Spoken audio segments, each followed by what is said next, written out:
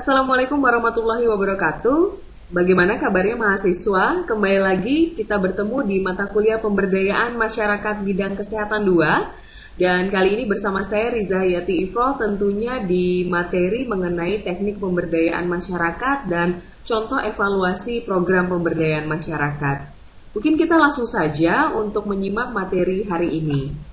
Dan sedikit mengulang dan mengulas kembali bahwa kalian akan berhadapan dengan masyarakat atau kita sebut dengan komunitas. Jadi komunitas adalah seseorang atau sekelompok masyarakat yang hidup di suatu wilayah ya geografis, kemudian memiliki kebiasaan social interaction satu sama lain, kemudian memiliki kesamaan psikologi, yaitu mereka ingin hidup, bersosialisasi, kemudian mereka ingin membangun suatu hubungan sosial adalah bagian dari komunitas itu sendiri. Kemudian juga mereka memiliki tempat tinggal serta mereka memiliki suatu kebiasaan yang tentunya kaitannya dengan kesehatan. Oke. Sedikit mengingat kembali bahwa ciri masyarakat adalah mereka yang memiliki kebutuhan bersama, kemudian mereka memiliki hubungan sosial dan perasaan sewarga. Contoh saja kalian satu kelas ya memiliki hubungan sosial, kemudian perasaan seteman angkatan, itu merupakan bagian dari ciri masyarakat. Kemudian memiliki ikatan solidaritas ya, walaupun levelnya berbeda untuk mereka yang tinggal di wilayah perumahan atau wilayah desa, itu pasti juga memiliki tingkat solidaritas yang berbeda. Dan yang terakhir adalah ada lokalitas atau suatu wilayah ciri yang merepresentasikan mereka. Biasanya kalau mereka yang berasal dari daerah, kemudian mereka akan ada ciri-ciri kelokalan, yaitu gotong royong misalnya, saling membantu dan sebagainya. Oke, kita lanjut. Sedikit mengingatkan kembali bahwa proses pemberdayaan masyarakat itu bisa terjadi secara sadar maupun tidak sadar. Perbedaannya adalah jika terjadi secara sadar, masyarakat sendiri yang memiliki kebutuhannya, artinya mereka sadar akan suatu kebutuhan bersama sehingga mereka akan timbul suatu perencanaan. Sebagai contoh di wilayah tempat tinggal saya, masyarakat itu secara sadar untuk melakukan gotong royong setiap 2 minggu sekali, sehingga kesadaran itu muncul dari masyarakat dan dilaksanakan sendiri oleh masyarakat. Kemudian ada juga yang tidak disadari, di mana perencanaannya mungkin baru timbul jika memang betul-betul ada kebutuhan yang mendesak. Misalnya ada longsor atau ada bencana alam lainnya sehingga mau tidak mau mereka bergerak. Kemudian juga dapat terjadi secara sadar tetapi mungkin pula merupakan proses yang tidak disadari oleh masyarakat. Maksudnya mereka sadar ada upaya untuk bekerja sama, berdaya untuk kesehatan, tetapi dalam suatu prosesnya mereka secara refleks ya mengadakan musyawarah dengan warga atau diskusi dengan kelompok masyarakat, maka itu merupakan bagian yang juga tidak disadari. Tapi mereka sadar bahwa upaya yang akan mereka lakukan adalah untuk meningkatkan atau memenuhi kebutuhan sosialnya. Oke. Ada 3 langkah yang dapat dilaksanakan guna berfungsinya masyarakat. Artinya masyarakat benar-benar bergerak itu ada 3 tahapan. Yang pertama adalah bisa melalui orang-orang yang mempunyai inisiatif untuk bekerja sama dan membentuk suatu kepanitiaan. Jadi ini biasanya masyarakat atau mahasiswa itu sendiri, kalian akan turun ke lapangan.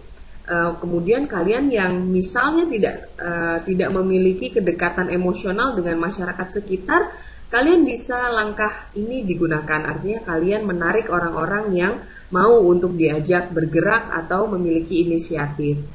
Tetapi karena kebetulan kalian akan melakukan pemberdayaan di tempat tinggal masing-masing, maka diharapkan kalian sudah memiliki hubungan dengan masyarakat yang ada di sekitar tempat tinggal kalian.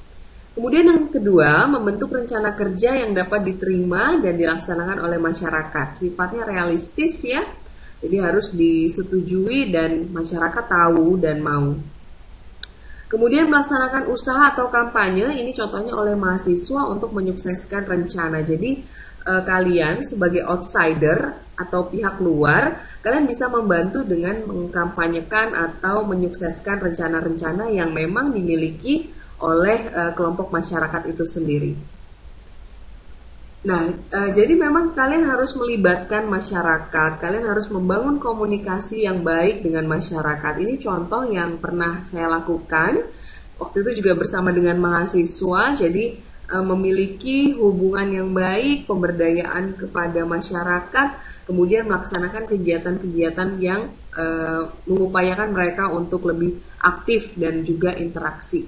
Waktu itu perencanaannya dilakukan kurang lebih selama 2-3 minggu, hingga kegiatan pemberdayaan berupa edukasi dan kemampuan kader dalam berkomunikasi pada saat kegiatan Posyandu bisa dapat dilaksanakan. Oke, jadi kalian mau yang mana? Menurut Siafo kan tingkat partisipasi masyarakat ada yang rendah, ada yang tinggi. Mudah-mudahan kalian bisa melaksanakan kegiatan yang memiliki tingkat partisipasi tinggi. Tetapi perlu diingat dalam suasana pandemi, maka memang ada beberapa keterbatasan dalam kegiatan pemberdayaan. Tapi tidak masalah, ini merupakan latihan Anda juga untuk melaksanakan kegiatan pemberdayaan di masa pandemi. Oke, langkahnya tadi yang pertama tentu kita akan lakukan persiapan. Persiapan ini banyak sekali teori-teori yang menyebutkan teknik persiapan itu mulai dari persiapan petugas, persiapan sosial, ataupun persiapan berbasis fase ini. Jadi fase pertama melakukan survei mawas diri. Bisa dengan cara memetakan masalah kesehatan, ini contoh di suatu kelurahan misalnya, melakukan pemetaan sosial. Kalian kemarin sudah melaksanakannya ya, sudah membuat social mapping kalau tidak salah. Jadi seperti ini, kalian menetapkan wilayah atau potensi-potensi yang ada di suatu wilayah. Ini misalnya ada posyandunya, ada di wilayah mana, kemudian ada sampah, pengelolaan sampah di mana, tempat air bersih di mana, dan sebagainya. Kemudian ini contoh ya, IMAP, identifikasi masalah dan analisis potensi, dan saya rasa kalian juga sudah belajar dengan pertemuan dengan dosen sebelumnya, bahwa kalian belajar tentang memetakan potensi dan juga masalah yang mungkin muncul di wilayah kerja Anda.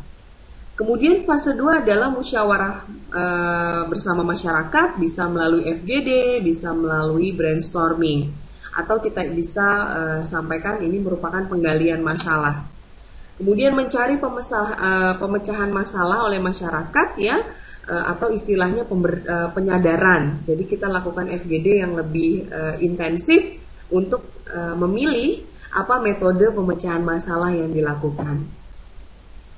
Oke, potensi masalah itu juga bisa kalian lihat berdasarkan observasi dan juga wawancara. Karena dalam masa pandemi untuk mengumpulkan orang banyak agak susah ya, sehingga kalian bisa melakukan wawancara atau menyimak wilayah kalian, lingkungan sekitar dengan observasi. Kalian mengambil gambar-gambar yang kiranya bisa menjadi potensi-potensi masalah yang tanpa disadari oleh masyarakat. Ini contoh ya berkaitan dengan lingkungan. Jadi bagaimana masyarakat pola buang sampahnya itu masih menjadi masalah. Nah, kita masuk setelah identifikasi masalah, yaitu di bagian persiapan, kita masuk ke perencanaan pemberdayaan. Perencanaan pemberdayaan masyarakat itu bisa dilakukan dengan 2 cara, bisa langsung maupun tidak langsung. Bedanya apa? Kalau yang langsung ini kita bisa mengidentifikasi, kita merumuskan atau kita menggunakan nilai-nilai sosial, dan kita langsung berkomunikasi dengan masyarakat itu tadi untuk apa sih sebenarnya yang bisa kita lakukan. Siapa tahu masyarakat memiliki ide-ide bagaimana tahapan yang cocok dan sesuai dengan karakteristik masyarakat yang ada di sana. Atau bentuk yang tidak langsung. Jadi bentuk yang tidak langsung itu nanti kita akan bahas ya. Jadi melibatkan orang-orang key person. Jadi key person yang ada di masyarakat, contohnya kader, bidan, kemudian Pak RT, itu bisa kita libatkan. Jadi kita tidak langsung kontak dengan masyarakat, tapi melalui key person ini tadi. Jadi mahasiswa itu bisa menampung apa yang direncanakan secara tidak formal dengan petugas kesehatan, atau kalian berperan aktif perencanaan dengan didukung oleh si key person itu tadi, tetapi tidak menyerahkan semua tanggung jawab. Jadi kalian juga terlibat di belakang key person tadi, dan ini memungkinkan untuk dilakukan oleh mahasiswa. Atau dalam bentuk kegiatan lain ya, pemberdayaan, misalnya ada kegiatan gotong royong. Setelah itu kalian bertemu dengan key person tadi dan berdiskusi.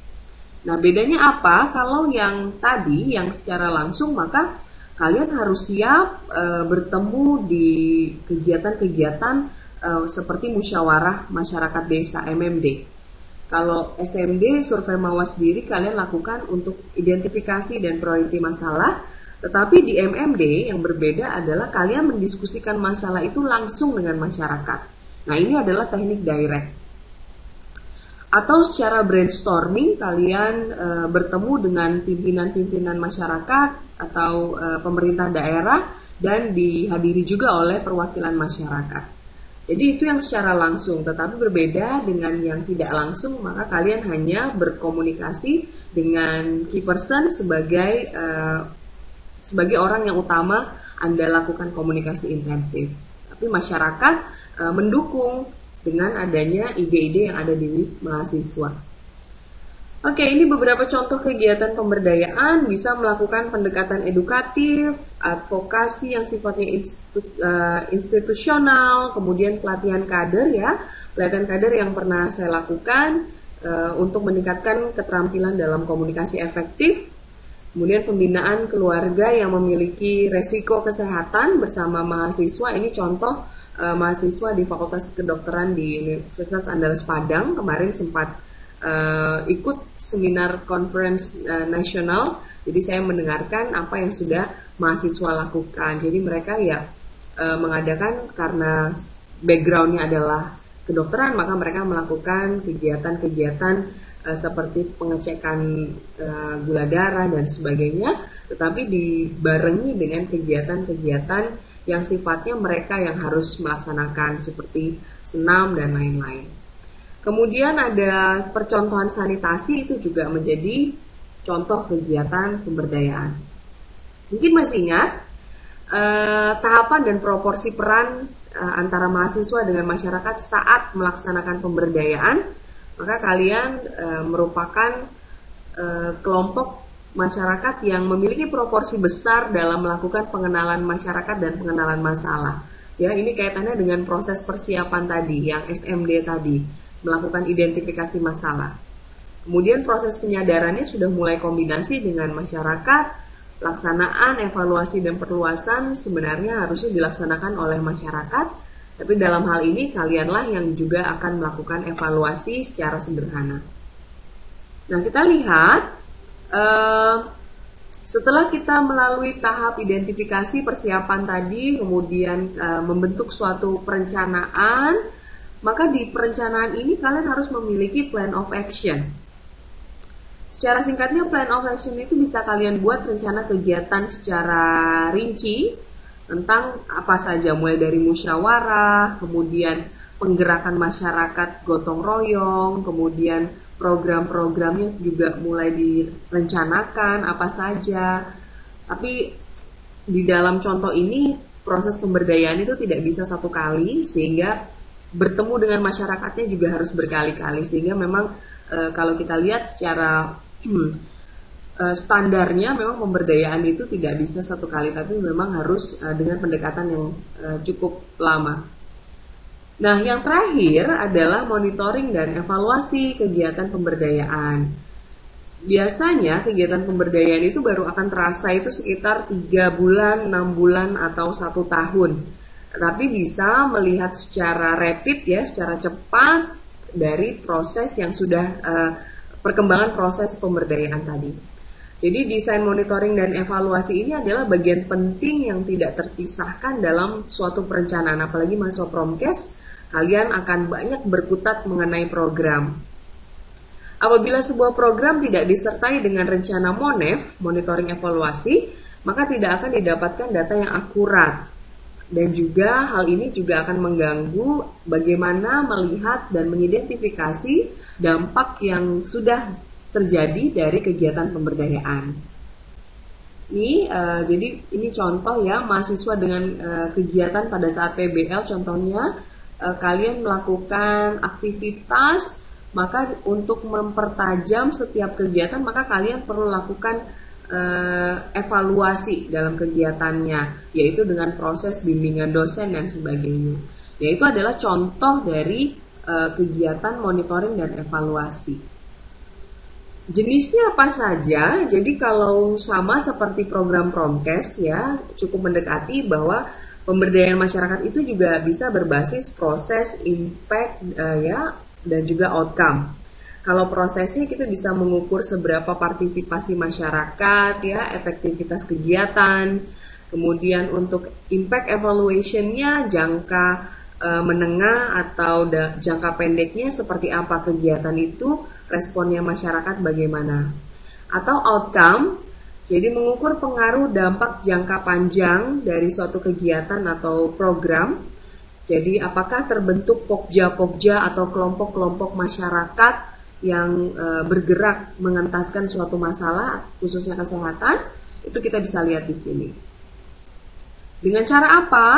Bisa dengan self-administer, mereka melakukan pengisian tanggapan misalnya, atau wawancara, atau kita akan lakukan FGD lagi apabila memungkinkan, dan juga ada hypothetical work, artinya kita membuat suatu uji hipotesis, tapi arahnya ini lebih ke tahap lanjut.